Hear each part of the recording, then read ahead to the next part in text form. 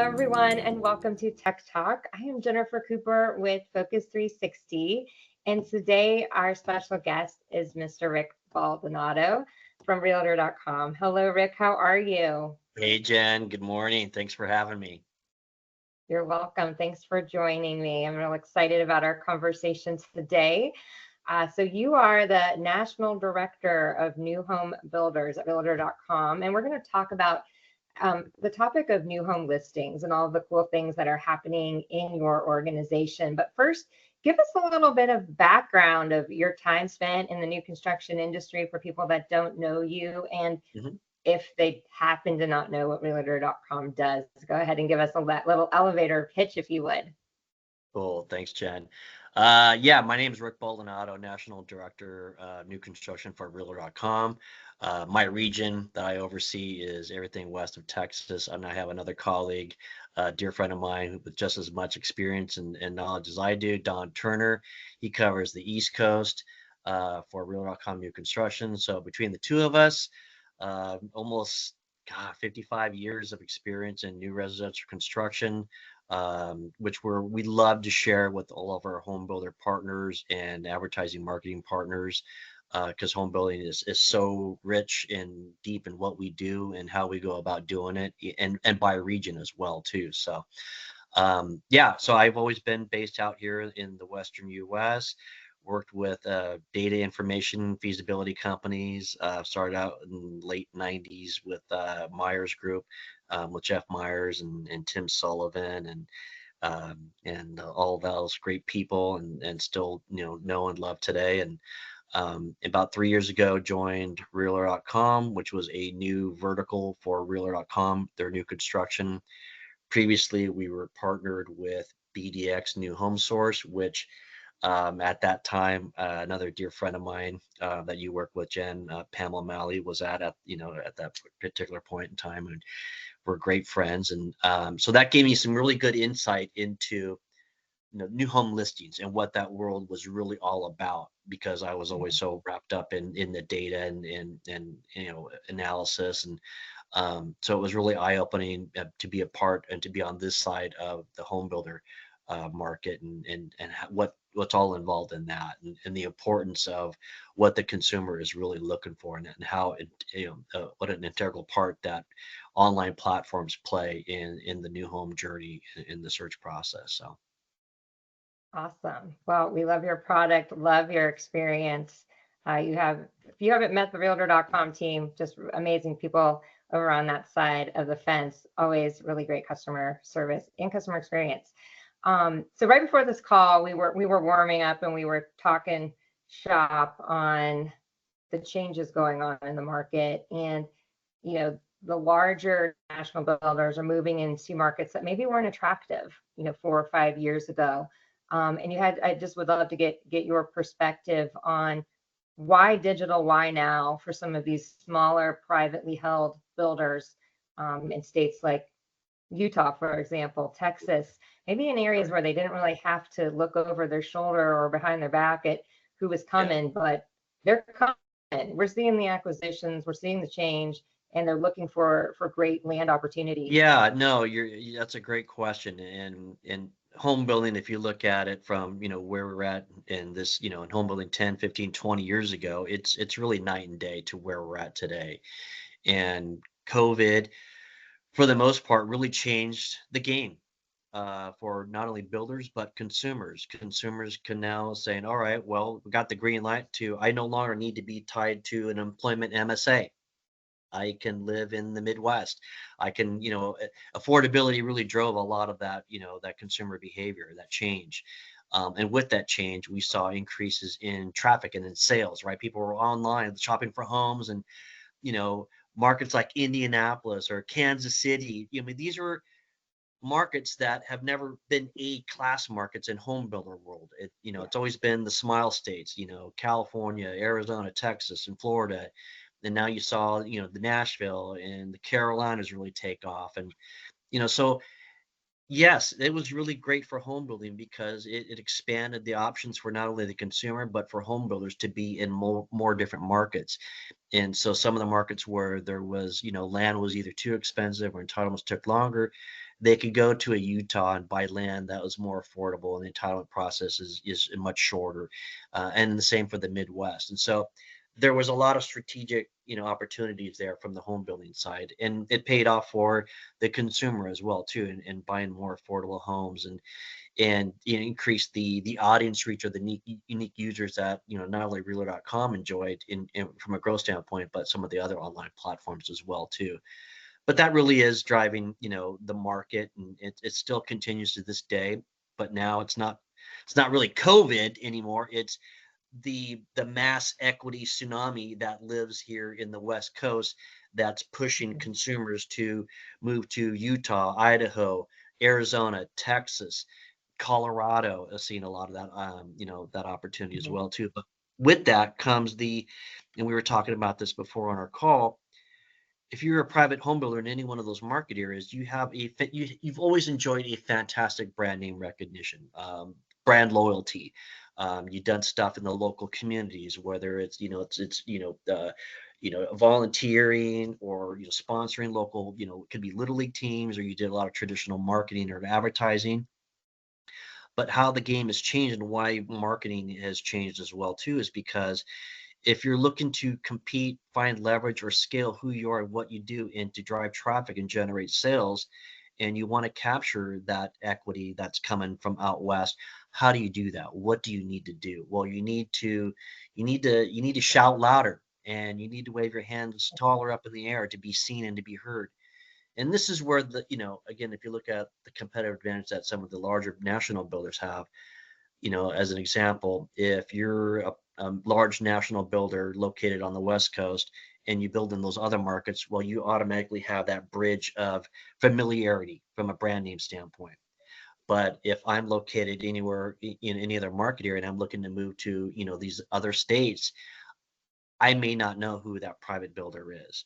They Mhm. have a great, albeit they have a great local brand name recognition, but outside of that, there's nothing there. So there's no brand value. And Mhm. obviously every consumer begins their home online journey online now. And so you gotta be online. You gotta brand, you gotta market, you gotta stock the digital shelf with your communities and your to be built and your specs. You gotta be seen. That's flat out what it comes down to now. So yeah. Yes, all very good. So with listings and what realtor.com offers, what are some of the best practices that will help give them the most out of their listings and their partnership with realtor.com? Yeah, and, again, I say this, obviously, not just for us, but for any other online platforms, right? Because it all makes sense. And what I always tell home builders is like, look, as a consumer, we all shop at Walmart and Target, right? For various reasons, but we go to. But you can always look to the, corporate America, and major, producers, or like, I don't know if it's Frito-Lay or General Mills. If you go into Walmart or Target and you walk down that potato chip aisle or cereal aisle, what do those two companies do? They stock the shelves with every product that they have, which Yeah. increases the probability, the likelihood of engagement, or that you'll purchase that product. Mhm. Okay. Home building should be the same thing. They should have that same mindset. I'm going to put all my communities online. I'm going to list all my specs, all my to be built plans online, because I want to dominate the shelf. But if you're just that one little boutique, manufacturer, and you're on Yeah. that bottom shelf, that out of sight line, right? Yeah. And we know what we're talking. It's common sense. And Yeah. so think what consumers are, how they engage, what they look for. And so I tell that to all home builders, like, look, you're better off listing as much as you can online, because you're going to cast a wider net. You'll increase Mhm. the likelihood of somebody, a consumer, engaging with you, considering your community, your plan, your spec, because everybody has a different need. So give the Yeah. consumer those types of options, right? That's a fantastic analogy. I just love that when you're thinking about listings and choice. And I always say use retail to think about the psychology of the buyer and think about how you shop, and what are you looking for? Because we're all consumers, right? So I actually thought about this the other day in relation to that, where I tend to buy things a little bit more organic, a little bit more natural, and looking in the sea of these snacks for kids at a Walmart, because I was there for very Mhm. specific purchases that make sense at Walmart, Yep. and I'm going through all of the sea of snacks, and there's like one product, right? But for the masses looking, they're probably looking at everything around that one product. So that seller was selling that one thing that was like meant for me in that moment. So you have to think about where are you trying to hit the target, just to kind of add on a little bit more flavor to that great analogy. And it's true, right? So you look at that. So like, look, if you're moving to a Bozeman, Montana, for example, if you're especially if you're looking at new construction, there's not going to be very much, there's only going to be one page of results of new Yeah, construction because it's not a deep market, right? So yeah. you're going to be seen. But if you're moving to Texas, Florida, Arizona, some of these other big new construction markets, and you search into Hmm. Phoenix or Jacksonville or Salt Lake City, you're going to see, whether it's our online platform or anybody else's, you're going to see 10, 15, 20 pages of results, Yep. right?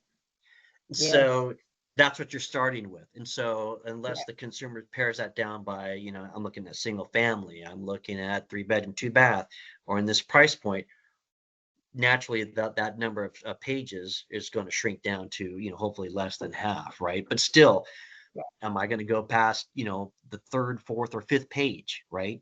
Consumers, they'll look at, those first few pages, pretty closely and intently. So you got to be seen. Yeah. Yeah. And so from my perspective, when I'm on the fractional side and I've been on the builder side, what's great about your team is the conversations you have when you're working with a robust listing platform like realtor.com is that you want to understand what is the mix out there, what the competition's doing. So you have a sense of like what's all going on the shelf, Yeah. right? Because you have Yeah. to look at your budget, and then you have to understand, is that budget enough to be competitive on the shelf? And then what is it that your sales goals that you actually need to achieve? Because sometimes builders will say, well, we've been spending X amount in this channel, you may need to double it or triple it to be competitive in that space. So that's just kind of my advice when working with a team like yours, is to really understand what is everybody doing, how are they stocking their shelves, right, to keep that analogy Yep. rolling. Yep. And, and I think the biggest, a big mistake that many in home building, we see this is, that you put your listings, you have your feed to our platform or anybody else's platform. It's almost like a set it and forget it, right? Like, well, we're on there. Yeah. Well, you gotta massage it. You gotta work that feed, right? You gotta keep the Yeah. content fresh, update your images as much as possible, right? Because Hmm. the algorithms factor all that in, right? What's fresh Yeah. content, new data, and algorithms will, favor that, that particular listing or that community, and obviously from Yeah. a placement standpoint. So it's just, don't neglect your data feed, your community feed. Yeah. You got to work it, you got to massage it, keep it up to date, keep it current, because that's really, really important. Yeah, absolutely, absolutely. It's like buying a shirt. If you see one angle of the shirt on the model, you might be like, well, what does the back look like? How does it flow on the side? Does it tuck in? So it's the same thing for a house. Like I gotta see all the angles of this baby before I'm gonna buy it, or be interested to even be foot traffic right now, or as builders, we're trying to get foot traffic in the door. That's how another strong way we're gonna convert. So we got to show more of the house and love that it's not a set and forget, just like your any of your digital strategies, not set or forget. So love Yep. that reminder for our home builders. So let's kind of turn love those best practices. Let's turn the tables a little bit about what's new on the horizon for realtor.com. One of the things I wanted to talk about briefly today is at Focus 360, we do integrate with realtor.com, meaning that our Yep. site plans and our site maps and our virtual tours can go into the listings. How are you seeing? Are you seeing any reservations with builders using that, and how easy is it for builders to work with a company like us on that integration into their product feeds?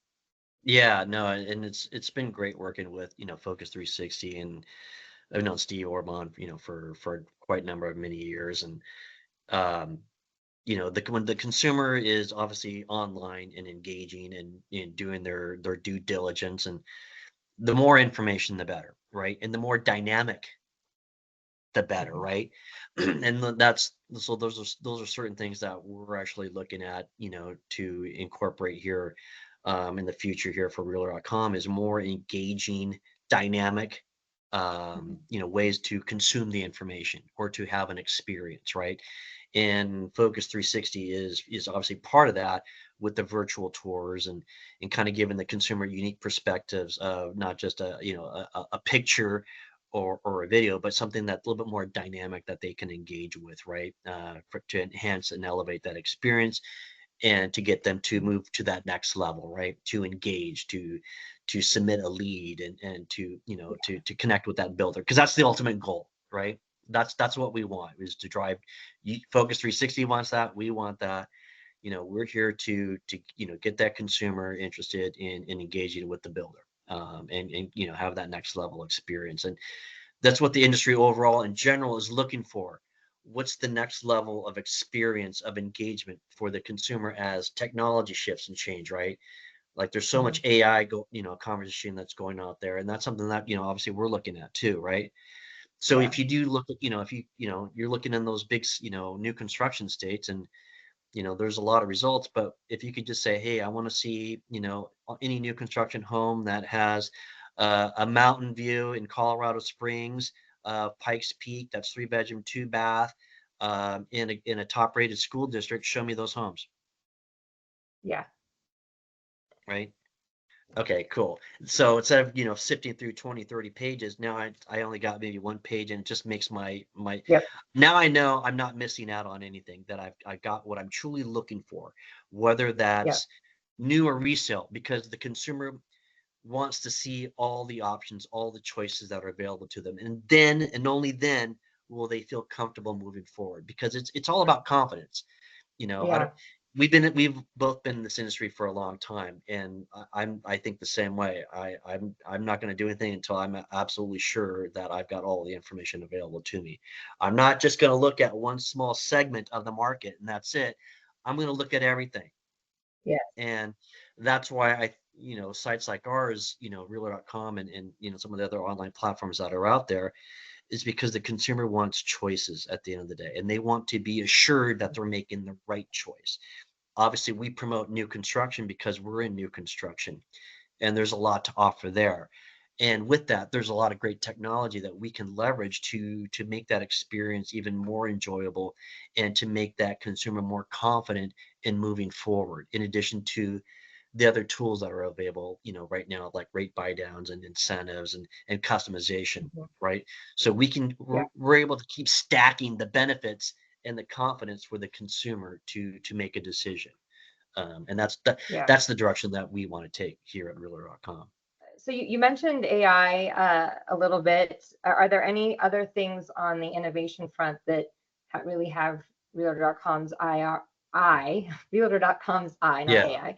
And what's on your radar? What are you kind of watching out there in the prop tech space? Yeah, it's really interesting. I mean, we're looking at ways of, when you start looking at, you go online, and, online platforms, and you're searching for homes, and you look at all the results, and a lot of it's static, right? It's a static engagement. And so we're looking at, a few different things to make it more engaging and appealing, to the consumer, no different than what retail is doing, right?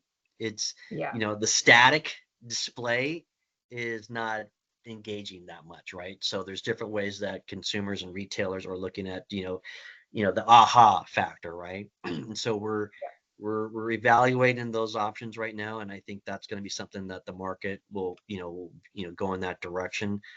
But what I'm really kind of keeping my eye on too, and as I'm sure you Focus 360 is too, is we've got the virtual tours, and those are available to the consumers, but what is that next level of aha, that engagement, right? And what is it, the VR headset, right?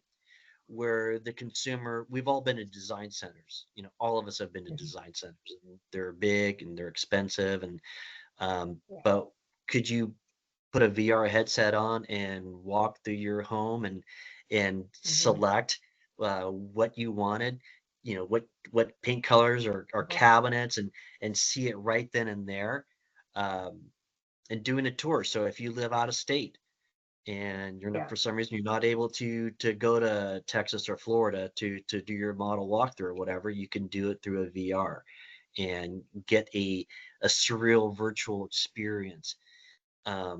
Is the technology there? It seems like it's getting pretty close. But how will that be embraced or adopted remains to be seen. But I think we all know by now that it's going to come, and it will be here very Yeah. soon. So, but I do think that's Yeah. that can be a cost-effective way for consumers to get an experience that is above and beyond than just jumping on their laptop.